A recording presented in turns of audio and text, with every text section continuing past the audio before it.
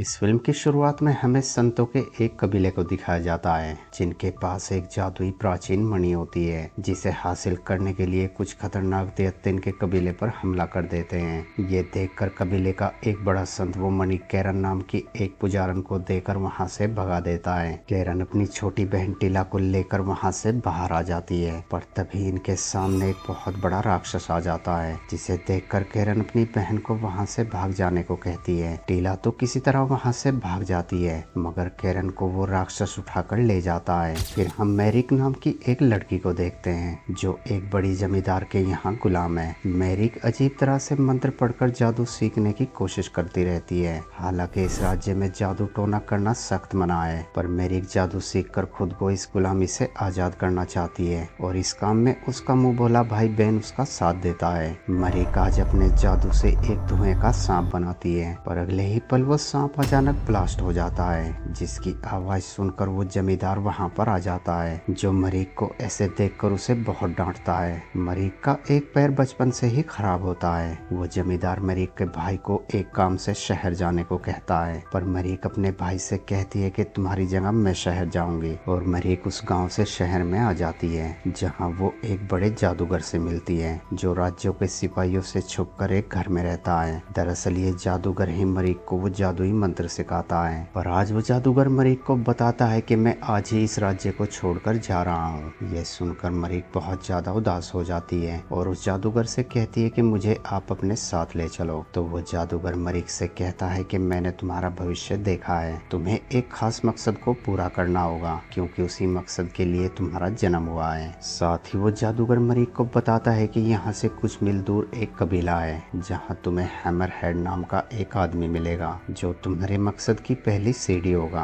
वहां जाने के बाद तुम्हें तुम्हारा मकसद मिल जाएगा। ये सुनकर मरीक वहां से बाहर आ जाती है और अपने घर जाने लगती है, पर तभी रास्ते में उसे कुछ सिपाही मिल जाते हैं जो मरीक के साथ बदतमीजी करने लगते हैं। तभी यहाँ पर थैन नाम का एक सिपाही आता है जो उन्हें ऐसा करने से मना करता है, तो वो सिपाही थैन के ऊपर हमला कर देते हैं, मगर थैन एक बेहतरीन तलवारबाज होता है। वो कुछ ही मिनटों में उन सबको मार देता है। तब तक मरीक भी उनके हाथों से छूटकर वहां से भाग जाती है, पर वो गांव के बाहर देखती है कि वहां पर भी कुछ सिपाही पहरा दे रहे हैं। मरीक उन्हें देखकर एक बोगी के अंदर छिप जाती है जहां पर डेगन नाम का चोर पहले से ही छिपा होता है। डेगन हर लड़की के साथ फ्लर्ट करता है। कुछ दूर चलने के बाद डेगन तो बोगी से उतरकर भाग जाता है, मगर मरीक को एक सिपाही पकड़ लेता है। वो मरीक को उस जमींदार के हवाले कर कुछ पैसे लेता है। जमींदार को मरीक पर बहुत ज्यादा गुस्सा आता है और वो मरीक को अपनी बेल्ट से बहुत बेरहमी से मारने लगता है। मार खाते खाते मरीक के अंदर एक अजीब सी शक्ति जाग जाती है और मरीक एक विच में बदल जाती है,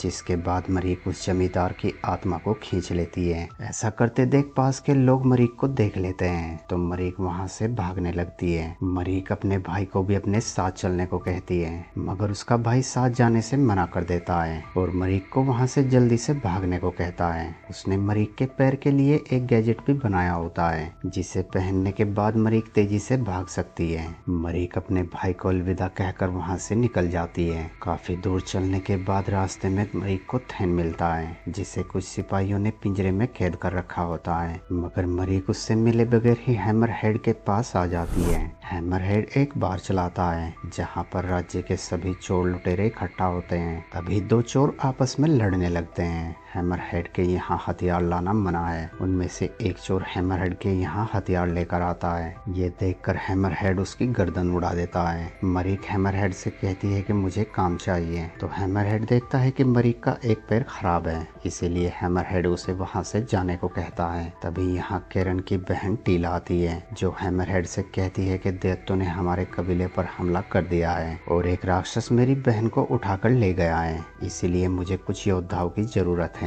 ये सुनकर हैमर हेड टीला से कहता है कि इसकी कीमत क्या होगी, तो टीला उसे 200 चांदी के सिक्के देने को कहती है, मगर इस काम के लिए ये कीमत बहुत ही कम होती है, तो हैमर हेड उसे मना कर देता है। टीला उदास होकर वहां से बाहर आ जाती है। तभी मरीक उसके पास आती है और टीला से कहती है कि मैं तुम्हारी बहन को उस राक्षस से छुड़ा सकती हूँ। इस पर टीला उसे कहती है कि मुझे योद्धाओं की जरूरत है, न कि तुम जैसी लड़की की। तो मरीक उसे कहती है कि मेरे पास योद्धा हैं, बस तुम मुझे कल तक का समय दो। टीला मरीक का जज्बा देखकर उसका भविष्य देखने लगती है और उसे पता चल जाता है कि मरीक के अंदर बहुत सी काली शक्तियां हैं। इसीलिए टीला उस काम के लिए मरीक के साथ डील फिक्स कर लेती है। अब मरीक सबसे पहले थेन के पास आती है और उसे सारी बात बताती है, जिसे सुनने के बाद थेन मरीक का साथ देने के लिए मान जाता है। तो मरीक अपने जादू से थेन को आजाद करवा लेती है। थेन मरीक से कहता है कि हमें अपने काम को पूरा करने के लिए एक चोर की जरूरत पड़ेगी, और अच्छी बात यह है कि मैं एक ऐसे चोर को जानता हूँ। इसके बाद ये दोनों राज्य के मंत्री के घर के बाहर आ जाते हैं। दरअसल इस वक्त मंत्री की वाइफ के साथ डैगन होता है। तभी वहाँ पर मंत्री आ जाता है, जिसे देखकर डैगन वहाँ से भागने लगता है, मगर मरीक और थेन उसे पकड़ लेते हैं। मरीक डैगन को सारी बात समझाती है और इनकी डील फिक्स हो जाती है। अगली सुबह ये तीनों टीला के पास पहुंचते हैं। डैगन टीला के साथ भी फ्लर्ट करने की कोशिश करता है,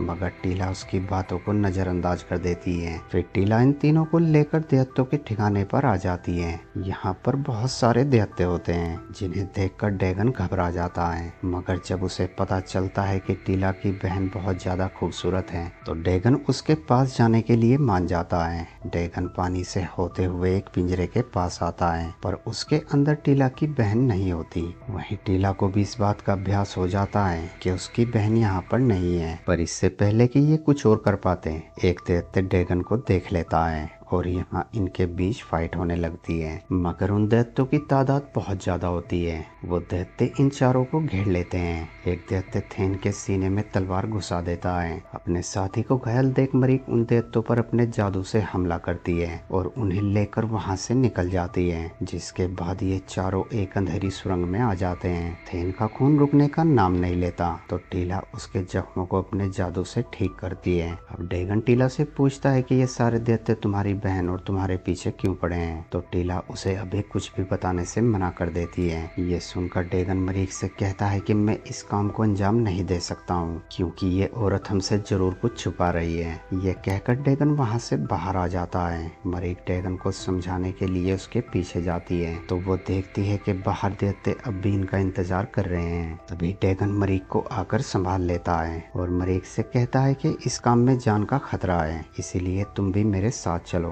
मगर मरीक टीम को छोड़कर जाने से मना कर देती है और वहाँ से वापस सुरंग में आ जाती है। अब टीला मरीक को विश्वास दिलाती है कि वो सच बोल रही है और उसका मन कहता है कि उसकी बहन अब भी जिंदा है। अगली सुबह ये तीनों राक्षस की गुफा की तरफ निकल पड़ते हैं। काफी दूर चलने के बाद थेन को किसी खतरनाक क्रीचर के पैरों के निशान दिखाई देते हैं, तो थेन उन्हें कहता है कि हमारा सामना जल्दी किसी खतरनाक क्रीचर से होगा। ये सुनकर मरीक अपने साथियों से कहती है कि हमें पहले डैगन को ढूंढना होगा, क्योंकि उसके बिना हमारा मकसद पूरा नहीं होगा। वो ये बात कर ही रहे होते हैं कि तभी वहाँ पर वो क्रीचर आ जाता है, जिसे देखकर ये तीनों तेजी से भागने लगते हैं और भागते भागते उस जंगल से बाहर आ जाते हैं। मरीक बहुत ज्यादा थक जाती है। वो सांस लेने के लिए थोड़ी देर बैठ जाती है, मगर तभी वहाँ पर वो राक्षस आ जाता है, जिसे देखकर थेन मरीक को उठाकर भागने लगता है। पर वो राक्षस थेन के ऊपर हमला कर उसे बेहोश कर देता है और मरीक को पकड़ने वाला ही होता है। तो टीला मरीक की जान बचाने के लिए उस राक्षस का ध्यान अपनी तरफ खींचती है और मरीक को वहाँ से भागने को कहती है। मरीक जल्दी से वहाँ से निकल जाती है और सबसे पहले अपने जादू से डैगन का पता लगाती है। डैगन का पता चलते ही मरीक उसके पास आ जाती है, तो वो देखती है कि डैगन को उन दैत्यों ने बंदी बना रखा है। अब मरीक उन दैत्यों का ध्यान भटकाने के लिए अपने जादू से वहाँ एक बहुत विशाल एनाकोंडा की परछाई को पैदा करती है और डैगन को उन दैत्यों से आजाद करवा लेती है। अब डैगन भी मरीक के एहसान तले दब जाता है, तो वो मरीक का साथ देने के लिए मान जाता है, जिसके बाद ये दोनों मिलकर उस राक्षस की गुफा के पास आ जाते हैं। अंदर जाने पर इन्हें टीला की बहन मिल जाती है, जिसे उस राक्षस ने पत्थरों के बीच में कैद कर रखा होता है। कुछ आगे चलने पर डैगन देखता है कि टीला और थेन भी इसी गुफा के अंदर कैद हैं। डैगन और मरीक उन्हें आजाद करने की कोशिश करने लगते हैं, मगर वो पत्थर बहुत ज्यादा भारी होते हैं। टीला मरीक से कहती है कि तुम दोनों उस मणि को लेकर यहाँ से निकल जाओ, मगर मरीक अपने दोस्तों के बिना जाने से मना कर देती है और मरीक अपने जादू से टीला और थेन को उस गुफा से बाहर निकाल लेती है, जिसके बाद ये सब मिलकर कैरन को उन पत्थरों से बाहर निकालते हैं। पर तभी वहाँ वो राक्षस आ जाता है और इन्हें घेर लेता है। ये चारों एक साथ मिलकर उसके ऊपर हमला कर देते हैं और किसी तरह वहाँ से भागकर एक तंग सुरंग में आ जाते हैं। पर यहाँ पर इनके सामने उस राक्षस से भी बड़ी मुसीबत होती है। यहाँ पर बहुत सारी जहरीली मकड़ियाँ होती हैं जो इन्हें खाने के लिए बिल्कुल तैयार होती हैं। ये सभी अपनी जान बचाने के लिए उन मकड़ियों से लड़ने लगते हैं और किसी तरह उस गुफा से बाहर आ जाते हैं। पर अगले ही पल इनके सामने फिर से वही राक्षस आ जाता है जो इस बार एक कर मरीक के सभी साथियों को बेहोश कर देता है और अब बस अकेली मरीक ही बची होती है। मरीक मौका मिलते ही एक तीर को उस मकड़ी के जहर में डुबोती है और वो तीर उस राक्षस की आंख के अंदर घुसा देती है, जिसकी वजह से उस राक्षस की मौत हो जाती है। जिसके बाद मरीक अपने दोस्तों को होश में लाती है और इस तरह से मरीक का पहला मिशन पूरा हो जाता है। अब टीला की बहन उस मणि को लेकर दूसरे मठ के पास चली जाती है। वहीं मरीक ड्रैगन और थैन हैमरहेड के पास आते हैं और उसे उस राक्षस का कटा हुआ कान दिखाते हैं, जिसे देखकर हैमरहेड अब इनकी इज्जत करने लगता है और इन तीनों का नाम भी बहादुर योद्धाओं के साथ जुड़ने लगता है। टीला भी अब सब कुछ छोड़कर इनके साथ शामिल हो जाती है और इस तरह से इनकी एक बेहतरीन टीम बन जाती है। फिर हम एक और जादूगर को देखते हैं जो इन चारों पर नजर रखे हुए होता है और इसी सस्पेंस सीन के साथ इस मूवी का एंड हो जाता है। दोस्तों, वीडियो अच्छी लगी हो तो वीडियो को लाइक और चैनल को सब्सक्राइब जरूर करना। Thanks for watching.